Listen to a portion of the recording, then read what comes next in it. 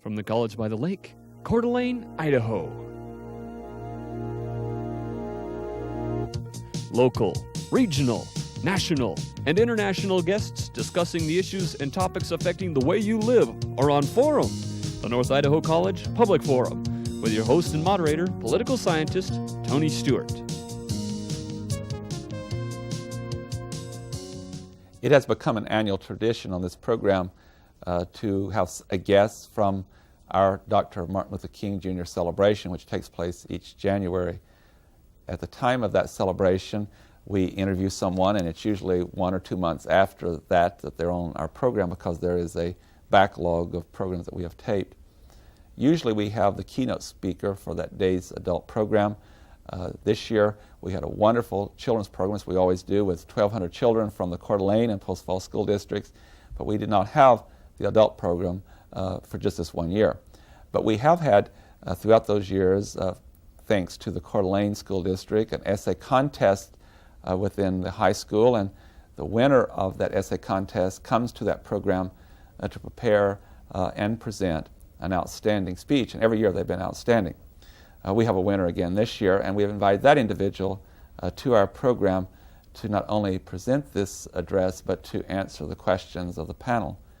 And I'm very pleased to introduce Doug Criswell, who is the superintendent of the Coeur d'Alene School District, and I have said this before on this program, that Mr. Criswell is not only an outstanding superintendent and runs a fine educational organization, but he is dedicated to human rights and is a member, and has been for years, of the Kootenai County Task Force on Human Relations. At this time, it's my pleasure, as he has done in past years, to present him, to tell you who the winner is of this essay contest, and also introduce this fine young woman to read her speech to you, and following that we will get into the question period. Mr. Criswell. Well, good afternoon, Tony. It's good to be on the program again, and it's good to be here with one of our really outstanding Coeur d'Alene High School students. As you indicated, the Coeur d'Alene School District has been involved in participating in the Martin Luther King Day program sponsored by North Idaho College and the Task Force on Human Relations for almost 10 years now. And that has included participating in both the children's program as well as the adult program.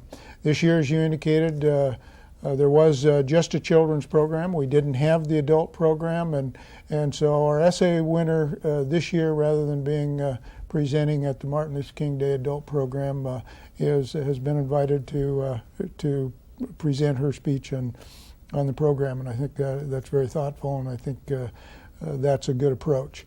As you've indicated, the Coeur d'Alene School District, and as I've indicated, we have been involved in conducting an essay contest at Coeur d'Alene High School now for almost 10 years. And this year, our essay contest winner is Erin Carlson. Erin is a senior at Coeur d'Alene High School, and I'll turn it over to her and or you to present her speech. Please go ahead and present your speech at this time. In 1966, Robert Kennedy said, "Each time a man stands up for an ideal, or acts to improve the lot of others, or strikes out against injustice, he sends forth a tiny ripple of hope, and crossing each other from a million different centers of energy and daring, these ripples build a current that can sweep down the mightiest walls of oppression." There is a point in every person's life when they find an ideal or a problem that they believe they must stand up for. Some people waver in their beliefs, while others stand strong with courage. It is from these tiny ripples of hope that the tiny ripples of hope are sent forth. These ripples come from everywhere, from the children who write essays to celebrate Martin Luther King Day, from teenagers who write to third world countries protesting human rights violations, from college students who peacefully demand equal rights, and from adults who set up human rights coalitions in protest of groups like the Aryan Nations or the Ku Klux Klan. These people have said they know what is right, and they are willing to stand up for it. Theirs were not the first voices to be heard, however. There have been certain people throughout our history who have taken that step forward, alone, in order that other people may have the courage to act. This group has included people like Frederick Douglass, Sojourner Truth, Emmeline Pankhurst, Mahatma Gandhi, and Martin Luther King. Mahatma Gandhi once said, "Nonviolence is the first article of my faith. It is the last article of my faith. But I had to submit to a system which I had considered had done irreparable harm to my country, or incur the mad fury of my people bursting forth when they heard the truth from my lips. Mahatma Gandhi decided to risk the mad fury of his people. His calm, peaceful words spread like the forest fire. The truth from his lips incited the people to stand up to an oppressive system. His words helped the people to take their places as ripples in the current and give hope to others around them. Gandhi always had a spinning wheel with him. The wheel was small and seemingly insignificant. From that wheel, however, came the industries of the nation and the power of the people. Gandhi was first seen as a small, innocuous figure. His words never raged, they never threatened, but they contained a power. They contained the power to change the course of history, and a nation, and a people, by showing the people that they had the ability to stir the waters. Just like the small spinning wheel, Gandhi held the power of the people. Martin Luther King also had a profound effect. He said, "Our method will be that of persuasion, not coercion. We will only say to the people, 'Let your conscience be your guide.'" With these words, Martin Luther King, like Gandhi, gave the people a voice for their beliefs. He had to stand up first so that others could help him build the current. The many ripples that followed built him a current of change that we call the Civil Rights Movement. These ripples changed our society. Many other people have stood up for their beliefs during our history. We have had the great orators like Martin Luther King, the humble leaders forced into the limelight like Gandhi, the people like Rosa Parks, who through one small action have caused the ripple to swell, and those people who are never noticed, but who in their daily lives stand up for their beliefs. It is all these people that must be celebrated, especially the last unnamed, and often unnoticed group. Every day we read in the newspapers the horrendous things that are happening in our society due to differences in race and sex. We read of the gang violence, the rapes, the drugs, and the murders. We oftentimes forget the good parts. We forget that children do not see hatred around every corner, just as they do not see the difference between color and sex until it is pointed out to them. We forget that children draw pictures of people all living happily together. We forget that our teenagers are riding to other countries in the hope that maybe one more voice will stop the killings and stop the human rights violations. We forget the students in the college who are continually asked for equal rights. And we forget the adults who gather in the streets to protest a march by the Aryan nations or the KKK. These are the things we should be remembering. These are the people who are adding to the current that is smashing down oppression all around the world. These are the people who are living out Martin Luther King's dream of a world where race should have no effects and no limits. They are living the dream that freedom should ring from every village and every hamlet, from every state to every city. On Martin Luther King Day, we celebrate these ripples that have built a current with the power to change societies. More importantly, though, we should celebrate those moments when we take our place in the current. People like Mahatma Gandhi and Martin Luther King have shown us we can each be a ripple. We must stand up for our beliefs. We must act now as many people in our society already have done. Together, we can sweep away the mightiest walls of oppression. I know I speak for Janelle Burke, who is on our panel, and Doug Criswell, who's the superintendent of your school district, and we congratulate you. And it is very easy to see why you won with the eloquence of that presentation and the depth of the thoughts that went into the speech. And Doug, I would say to you once again that you must have great pride, and as you have in previous years, with the eloquence, and it makes it very difficult on those people who criticize and say there's not quality education taking place when a young person like this can reach this point by the senior year of high school. You're right, Tony. I would like, before we go to the questioning, to give a little more background to our student winner. As we indicated at the beginning of the program, that Erin Carlson is the winner of this essay contest, and she's given me permission to go through her resume. And first of all, you will not be surprised, as viewers, that her GPA is a 3.925 out of 4 point. She's just done an outstanding job. She was also a semifinalist for the National Merit Scholarship, which is a great honor. She's been a member of the Girl Scouts, and she received the Silver Award with that organization. She is a member of the Coeur d'Alene High School debate team, and she's also been in state speech contests. She's been a member of the Student Council at the high school and has been the Secretary-Treasurer of the Associated Student Body. Her list of other activities goes on, and she's also given of her time to charitable causes such as the Candy Stripers for 2 years at the Kootenai Medical Center and many, many other functions. So we not only congratulate you for the fine message that you presented, but your commitment to your community, and it's certainly a great role model for other young people, and I again congratulate you. At this time, as always, it's a pleasure to welcome to the program regular panelist Janelle Burke, who's an attorney in the state of Idaho, and I shall ask Janelle to start the series of questions to both of our guests. Well, this has been very interesting and exciting, and your speech was truly wonderful. It was beautifully written. Can you tell us a little bit about how you did the research for this project? Where would you go? If someone wanted to look up some of those things that you quoted, where would they go to find them? Actually, the library, the Spokane Library, puts out speeches of the 20th century. And for debate, I'd done a speech written by, just a speech on another speech that was written. And in that, there are certain speeches from Martin Luther King and Gandhi and various other people. And so from that, I just snipped little parts and borrowed those. And that's how you found the material that you wanted to use. And then you wove them together around the theme of the rippling and the water. Mm-hmm. Which of course is very appropriate for our area. As a student who has attended Martin Luther King celebrations over the years, I suppose, 10 years it's been going on now, you probably have attended some of those programs. Did they make an impact on you when you were younger, and can you remember a specific program that you really enjoyed?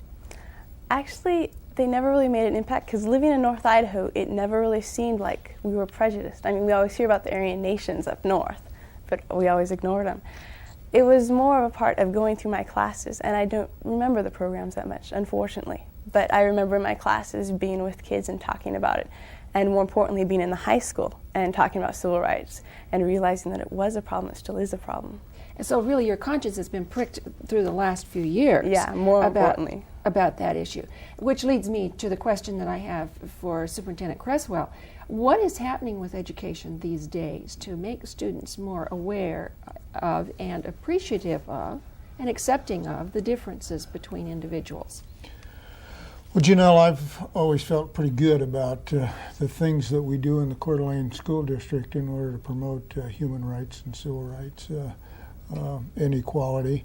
One of the things that as we've developed or as we've adopted our social studies curriculum and other curriculum for a district, we've made sure that we've incorporated multicultural education strand.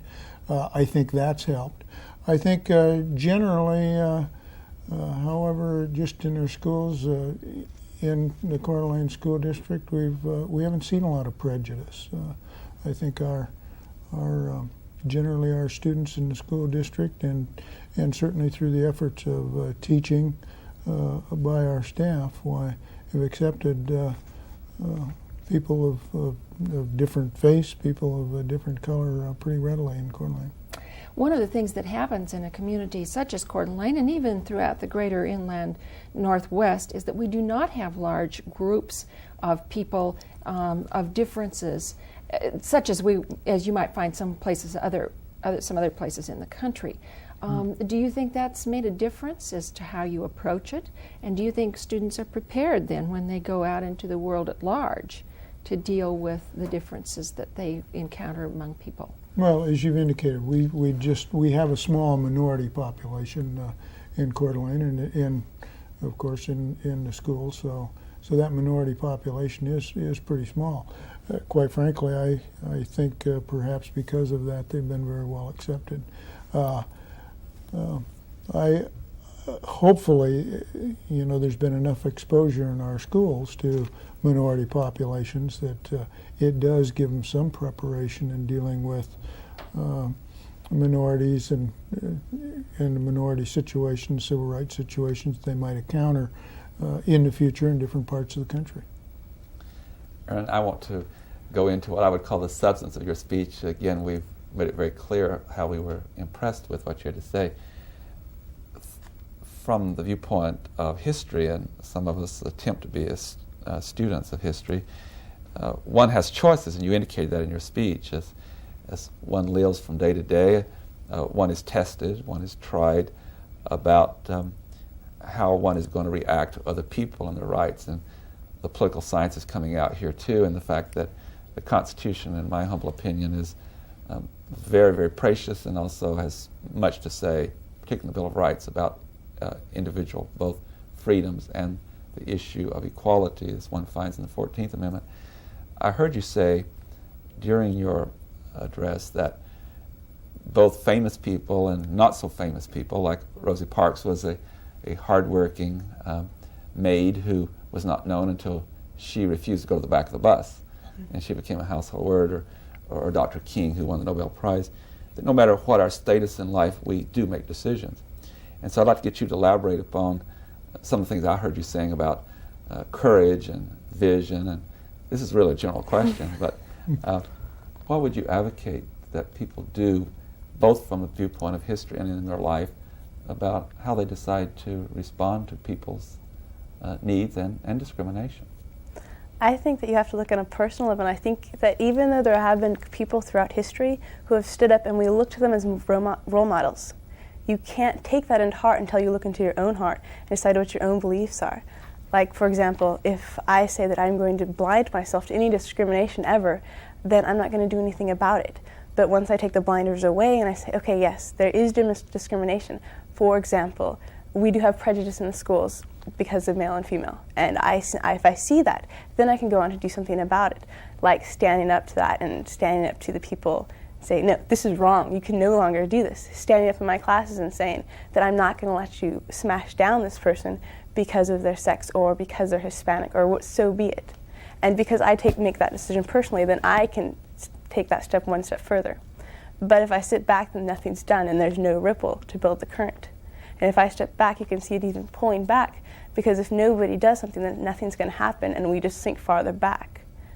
So that's basically how I see it. I think it's more personal than anything else. And I heard that in your speech, that every individual has to make decisions. But if you make a decision, as you have as an example, it may be one small pebble in the lake, but it's the series of those that creates the great ripple. And I hope that when I stand up in class, then somebody else will take a look and say, maybe she's right. Maybe I should look at her. Maybe I should look at what she's saying and evaluate for myself. And maybe that won't happen, but in my heart, I hope that's what happens. And I hope people use me as a role model. And that's one of the main reasons I want to do it. What kind of feeling do you get from that when you see that there are results from it? I like it when I see respect. That's the main thing that is important to me. And when I see that they respect me, then I hope that maybe they respect my beliefs. And if they then respect my beliefs, I'll look at them and evaluate them and say, okay, I can do this for myself now. And that's more important to me, and that's the thing that makes me smile the most in the class. When I've said something and somebody who I know hadn't thought about it before, all of a sudden gets this look on their face and says, yeah, okay, this is cool, and says it for themselves. And that's gets the biggest smile I've ever seen. You're young yet, but let's go back to, say, when you were in the first year of high school 4 years ago to now, and it's obvious you've been doing this more than just this year, and that when you have taken a stand and compare yourself with, without even identifying them, individuals who did not have the courage or maybe even the desire or beliefs to do so and go on the other path. As time passed, how have you observed other students over a period of time reacting to you compared with a person who did not do that? Mm-hmm. I do, and I see it in that I hope that I have the respect of my peers, and that's one thing that is more important to me through high school, not that I'm popular or not, but that I have the respect. And I think that I've gained that by standing up in class, by voicing my opinion, by trying to get other people to listen to me. And the people that I don't see as having as much respect are the people who haven't done that and haven't stood up and said what they thought, even though you can see it working in the back of their mind. Mm-hmm. Thank you. Janelle Burke. Well, I want to follow along that line of questioning just a little bit, and that is, we hear a lot about peer pressure, about gangs, and this kind of thing, and I think what you're speaking to is a lot along that line, that it's necessary to take a stand, to stand up individually. Do you think a lot of young people your age can do that, or does it take a special kind of inner strength? I think it security. Takes growing up, and I think it takes confidence in what you're going to say. And so you have to look at it and you have to evaluate it over time. Because I know when I was a freshman, there's no way I was going to stand up and say what I thought. I was going to sit in my little corner and be scared to death. But as I grew up and as I grew older, I realized that I can step forward because I do have beliefs and I want them to be heard. And that's a powerful statement for other young people who may be listening. Superintendent Cresswell, we talked a little bit about students and what's happening with the role of students. But generally, I think it's accepted that very young children have fewer prejudices against all kinds of things. They're very interested in the world around them. Do you think that we learn as we go along some of the kinds of things, the ways that we react to different people?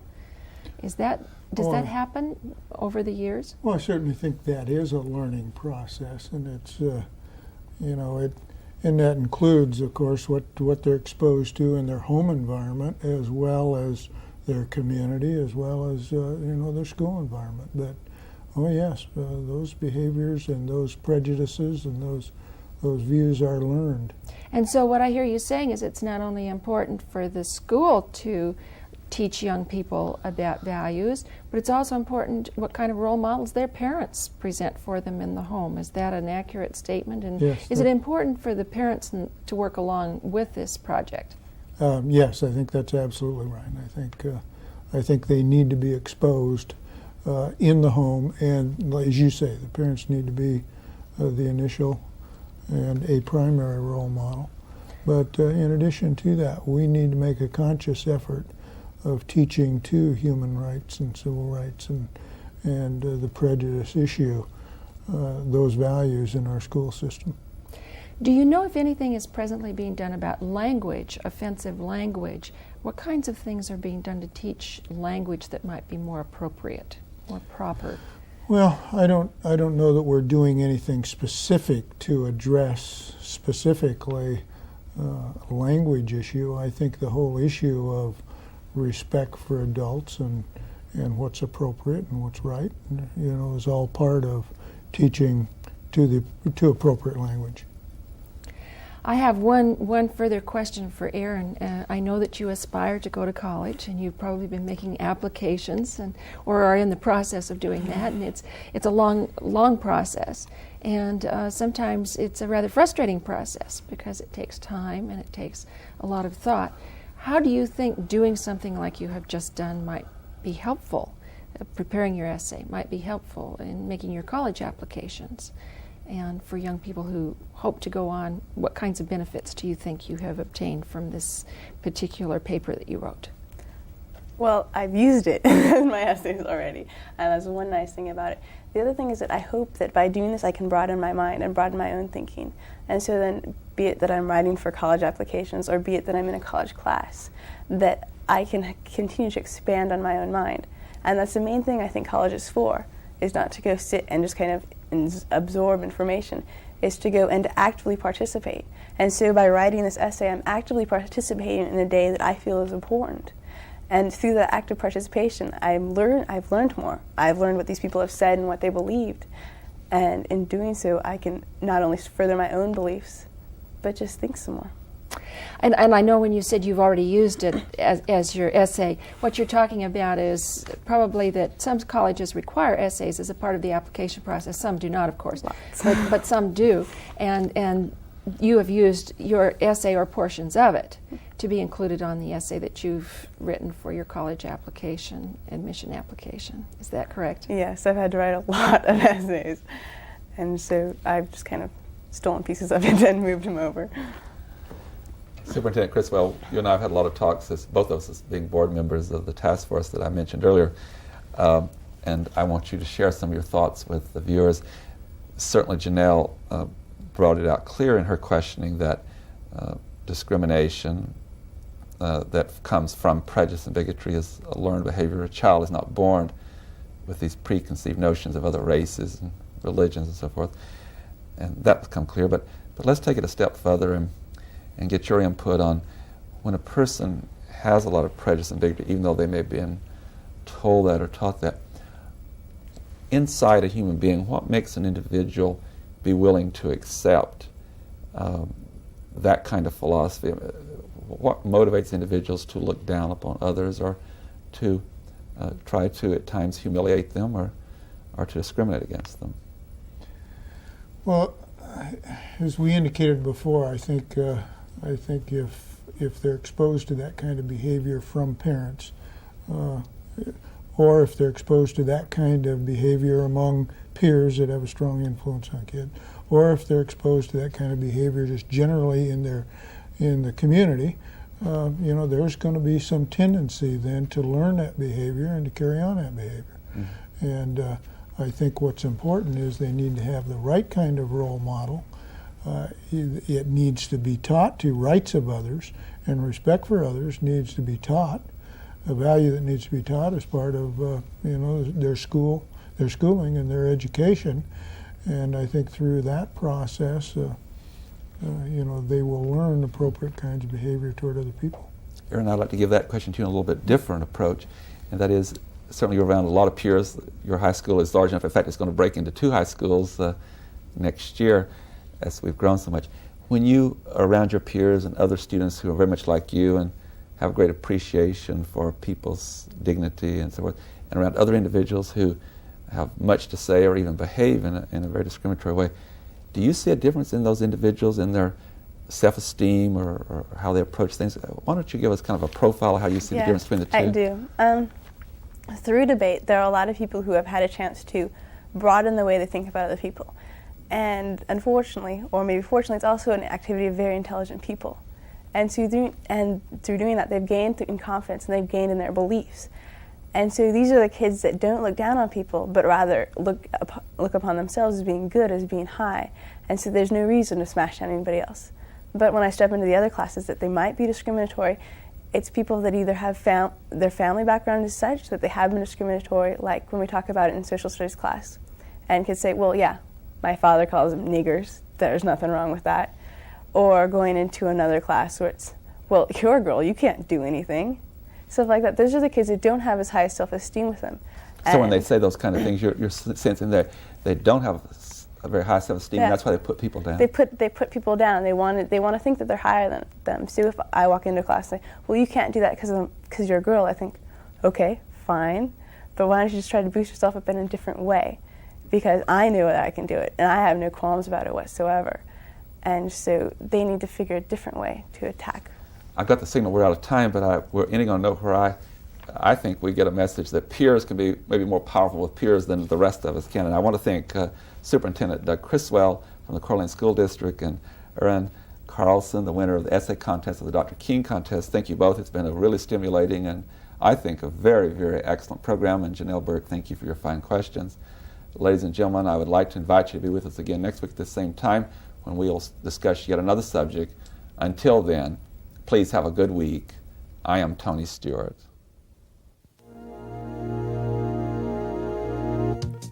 The North Idaho College Public Forum was videotaped live from the studios of Instructional Technology on the campus of North Idaho College for viewing at this more appropriate time.